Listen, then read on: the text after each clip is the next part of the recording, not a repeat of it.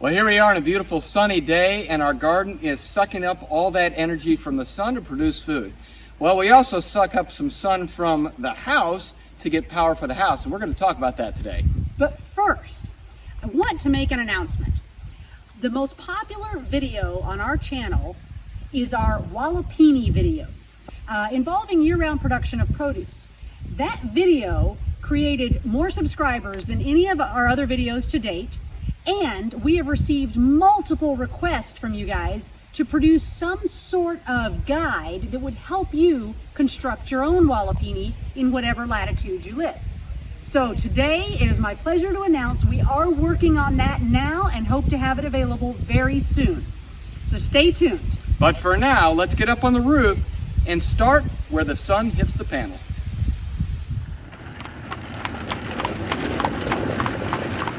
So the power comes into the house via 9 320-watt solar panels. They're connected 3 in series and then 3 sets in parallel. But they're held to the roof with what is called iron ridge system, and it clamps directly to the standing seam, so there's no penetration through the roof. I really like that. It's a very sturdy system. It's very easy to install, and in fact, Iron Ridge has videos online that tell you exactly how to do it. And it was really straightforward. The other thing I like about this is it keeps a nice gap between the solar panel and the roof to allow air to flow under there and keep these things really cool. All right, this is an absolute mess, or it looks like one. We are going to make sure that all those cables are correctly attached to the rails in straight lines. I don't want any bend radiuses too tight. These cables should not be bent at a 90-degree angle or anything even near that.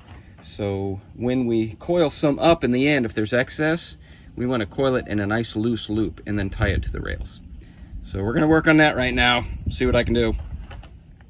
All right, looks like we cleaned it up. We use these black clips here that came with the Iron Ridge rail system, and they clip right into the top rail, and they hold about at least five wires. Hold it nice and loosely so you can feed those through and pull them tight.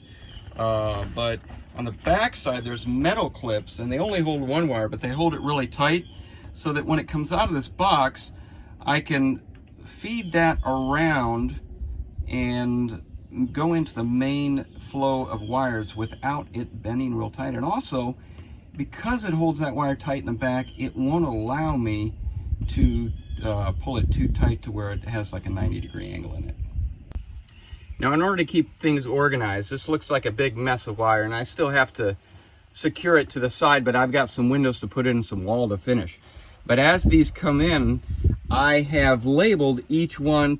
So you have a 1 positive, 1 negative, 2 positive, 2 negative, 3 positive, 3 negative coming into here, and this is a combiner box. Now, with smaller systems, you generally don't have a combiner box. You just use pigtails and splitters and whatnot. But in this case, it's a little bit more power, and this is a big safety feature here with this combiner box. This schematic on the inside of the combiner box shows exactly how the panels are set together. Like I said, 3 series and then 3 parallel. They go into the combiner box right here. You have a grounding bus down on the bottom there. You have a negative bus up top, and you have the positive here, which is protected by circuit breakers. So each series of 3 is protected by a circuit breaker. So each series is going to bring in about 108 volts and around 9 to 10 amps. And those go through, and you can see in the back, on the back side of the breakers, they're all combined into one, and out of there comes the positive cable to the power center down there. And on the negative bus bar, you've got a cable coming out, and it goes to the negative. Now, you're probably wondering why that's white wire. Well, they were out of red, so I got creative, and on both ends of this wire, there's red tape. That indicates hot in a DC system. And then on both ends of this negative, I have black tape wrapped around it. And then the white wire, I just left plain because that's my green. That's my ground, and that would be my green wire. So on the other end, it's actually painted green, just to keep everything straight. There is a surge protection right there. So if there's a huge surge, lightning strike or something like that, it's gonna blow that and protect this box. Obviously each breaker can blow. I just want to give a shout out to Unbound Solar. The components they sent are absolutely wonderful. The breakers are very nice. They have, they tell you the specifications right there, so you can match that up to your series parallel connection with your solar panels. In the back, there's little yellow tabs. It's hard to see them when they're way down there, but you can pop those out and these circuit breakers pop right out. They came with the shunt in the back, and a shunt is basically just an efficient way to transfer electricity between the back sides of these. The bus bars are clearly labeled. This says grounding terminal. This says PV negative up top, and of course it says PV positive on the other one. So as the power comes in, this is very nice because it combines everything together and it protects it with these circuit breakers. The other great thing about this is really the master power switch to my house. So when I want to work on the inside, I come up and flip these switches. I've got no power going into the house, and I can work at will without risk of being shocked. A great thing to have is a voltmeter. It's essential for any electrical work.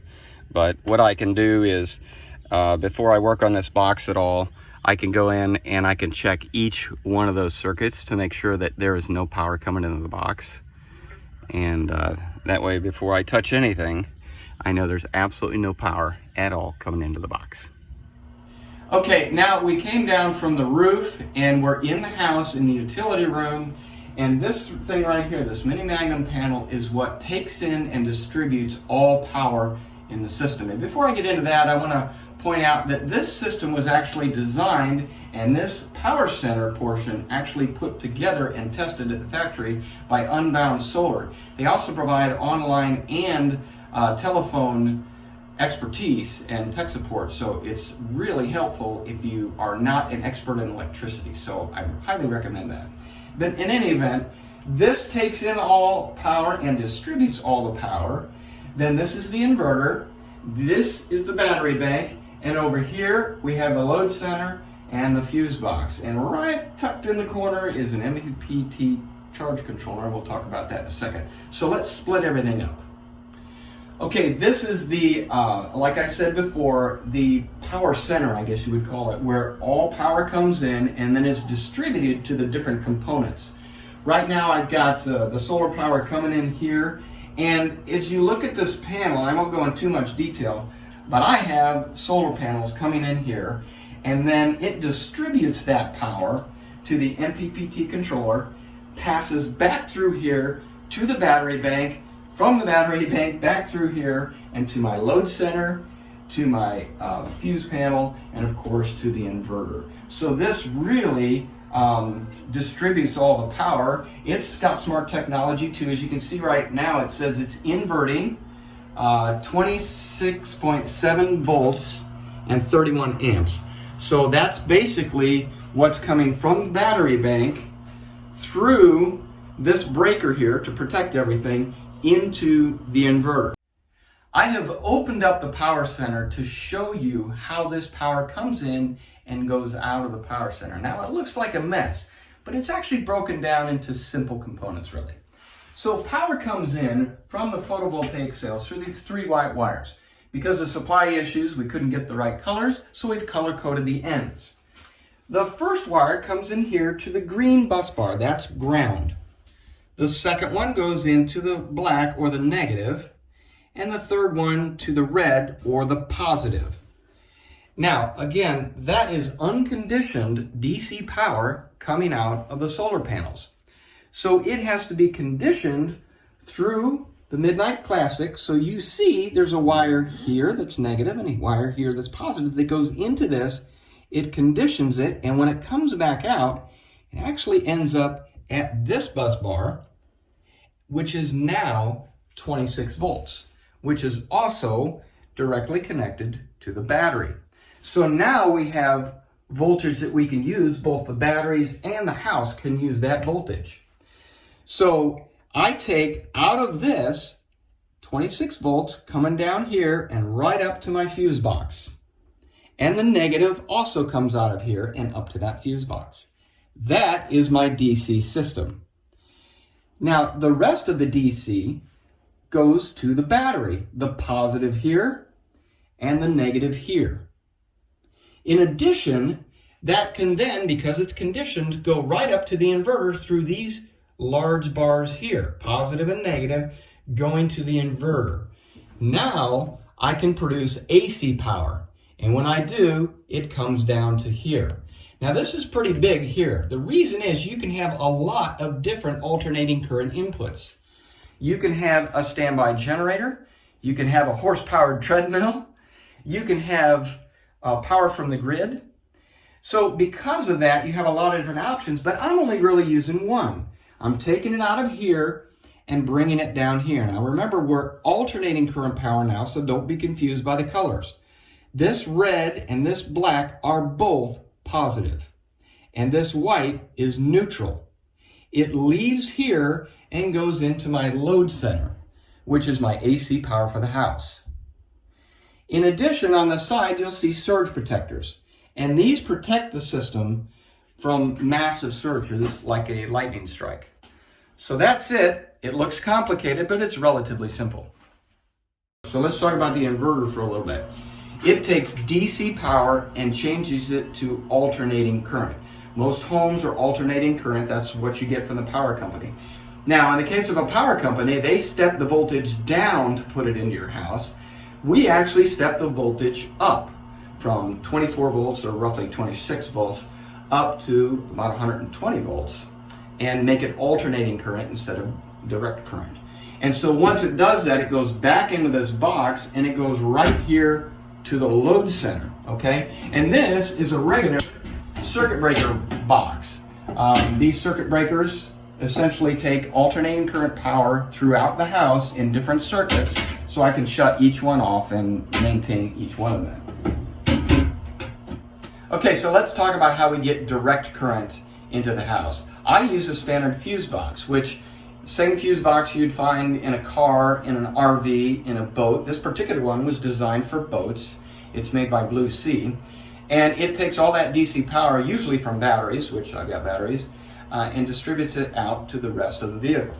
So this is a very simple system. Out of the power center comes my DC at about 25 to 26 volts, and then it's distributed throughout the house in these different circuits, and they're all protected by fuses. Now I do want to point out this side one here. This one actually goes to a step-down converter. It converts from 24 volts down to 12 volts because there are some components that only come in 12-volt model. They can't take the higher voltage. So for those components, I think I have 3 of them in the house, I step it down from 24 down to 12 and then distribute it from there. We have conditioned DC power coming out of this center and flowing back into the center, depending on whether it's charging or discharging the battery bank. I have 2 3.8 kilowatt hour 24 volt simplified batteries. These are lithium ferrous phosphate batteries. Obviously, they're the more expensive ones. Some people use lead acid, AGM batteries. There's several options you could use, but you generally get what you pay for. Notice I'm inside the house because there's no outgassing here, and it's got a battery management system in it. It even has a little breaker up here to protect the battery, but I don't have to add water or do anything to these batteries at all. In fact, some of these batteries are even getting more and more intelligent because they have self-protection systems inside of them. I think Simplify now has an amplified battery that does that. But they're extremely heavy, about 86 pounds a piece. But they last a long time, to take a lot of cycles, and you can drain them near to 0%, which you don't want to do with a lead acid battery. So I really like, if you can afford it, pay for the more expensive batteries. As far as connecting these batteries, you need to be very careful how you do that. These are connected in parallel, meaning that the voltage stays the same, 24 volts, but the amperage increases and the amp hours increase. Some you might hook in series, like 2 12-volt batteries in series would make 24 volts. But anyway, you have to look at what battery you have before you do that. The other thing to note is how you connect those. I could connect these positive to positive and negative to negative and take that into the box. But Simplify does not recommend that because of the way it discharges each battery unequally. And so these cables are both the exact same length going into the box from here to there. Other batteries have a battery management system that'll deal with that. But if I add on to this, I'm going to have to reconfigure this to attach these batteries together with bus bars. There's a 2 bus bar or a 3 bus bar, which is basically a steel or a metal rod between the terminals to connect them and then take the cable off of that. But there's all sorts of different options. The important thing is read the manual and do it the way the manufacturer recommends you do it. All right, here we are down at the MPPT Controller. This is a Midnight Classic 150. Essentially what it does is it's a DC to DC converter. Now you probably wonder, why would you do that? Well, solar panels are kind of dumb and batteries are kind of dumb. So you need brains between the two of them, because if I take 110 volts from the solar panels and dump it into my battery bank, it's going to damage the batteries. So this controller says, okay, I've got all this power coming in, but I can't put all of that into the batteries. I need to basically monitor that, give it the right voltage and the right amperage into the battery bank. And there's settings that you set on there. Now, unfortunately, when you do that, the excess power is really just lost as heat. So some people have a power dump or something. I actually, in the summertime, I run a small air conditioner because that takes all that excess power that's not going to the battery bank and actually utilizes it in the house. But this essentially takes the 110 volts and amps. It says right here it's providing 26.8 volts and 39 amps to the battery, but it's taking in 101.5 volts and about 1,000 watts from the solar panels. Now if I switch through here, it'll actually, so this is voltage open circuit. So I'm actually getting 111.6 volts from the solar panels, but it down regulates it so that I don't dump all that into the battery. So this is a very important part of your system. And when you have a bigger system like this, you really need to go with MPPT because it protects your battery bank, and that's an expensive battery bank. So the way to minimize losses through the wiring for DC system is sometimes you can use terminal blocks. Now above my head is one of the terminal blocks. I brought power from the utility room into this terminal block and then distributed to each item. Now you got to be careful because you want to protect each component. So even though there's a 15 amp breaker on that, this can't take 15 amps. But luckily, these little guys come with their own fuse on the back side. So you want to look for items that have their own fuse built in, or you can use an inline fuse, because when you come off of a terminal block that's rated at 30 amps or a fuse that's rated at 15 amps, a lot of times these DC components are not rated that high. We've already had the question, why don't you just get a big inverter and run everything off of alternating current like every other house does? And the answer is efficiency. DC power is significantly more efficient, and that's why we have cordless power tools, and that's why your car and your boat and your RV can run off of DC. Basically, we can have less solar panels, a smaller battery bank, and a smaller carbon footprint by running most, if not all, of our appliances off of DC. Now, we still live in an AC world, so we have the outlets, just because some things right now are not mass-produced for DC. So this is out in the house, and it's standard wiring like you'd see in any house. Here's an AC, this is Romex, going to my outlets here. There's a GFCI because on the other side of this wall is actually a sink and a vanity. But you also see these red and black wires. Now, a little confusing for some people, red and black. In a DC system, black is negative, red is positive. In an alternating current system, black is positive and white is neutral. So you got to watch your colors a little bit. But you see that these DC lines come in. This is a switch for the light that's right above us. There's switches on the other side of the wall. Those are lights on either side of the vanity. So my alternating current and my direct current lines are basically running through the same paths. I just split them off in different locations to do either outlets for AC or lighting, power, and fans for the DC. So we're on the other side of that wall, and you see here's my alternating current outlet, and I've got a little sticker saying GFCI protected because I have a GFCI on the other end. And this is my DC plug, and I can flip that on, and I've got USB ports there that I can plug in. This one actually I installed upside down, so I had to switch that one around. But that's how that works. So I mentioned this in a previous video, but I want to bring it up again in case you didn't watch that one. There's really no standard for a DC outlet. These outlets are used, we started off the age using the old cigarette lighter from the car, and that's how we got 12 volt power. But now they've progressed into USB chargers. But if you remember the old AC adapters that you'd plug into the wall, and you still have many of those today, there's a million different plugs. Now they're starting to narrow that down to a few types of plug, and USB seems to be hitting the market pretty hot and heavy and taking over. In fact, USB Type-C is probably the way of the future, and we're kind of betting on that. So for our DC outlets, what we've done is we've gone to this QC3. It's got a USB top and bottom, and then a Type-C in the middle. So you can get actually 60 watts out of this outlet, which is pretty good because DC items don't take a lot of power. Now, as far as switches, light switches, you can buy DC specific switches, but they're around $8 to $10. You got rocker switches and toggle switches and stuff. Sometimes you can get them down for a couple bucks a piece. But if you go buy a contractor pack of regular AC wall switches, it's about 75 cents a piece. And the switch doesn't care what goes through it, AC or DC, so these work just fine, so I just went ahead with those. For more high power applications, I'm actually using what's called an XT60, and there's also XT90s. These are plugs that are used in DC systems, male, female end, and it's shaped such that you can't get it backwards because you don't want to get positive and negative backwards there.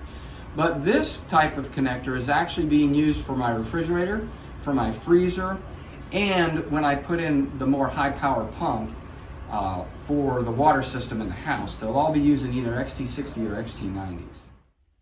Well, thanks again for watching this week. Before you dive into a project like this, please consult an electrician. We had one come out here and help me kind of run through this. I also have technical assistance from Unbound Solar, and I've also produced a smaller system for the RV, and you see that in other videos.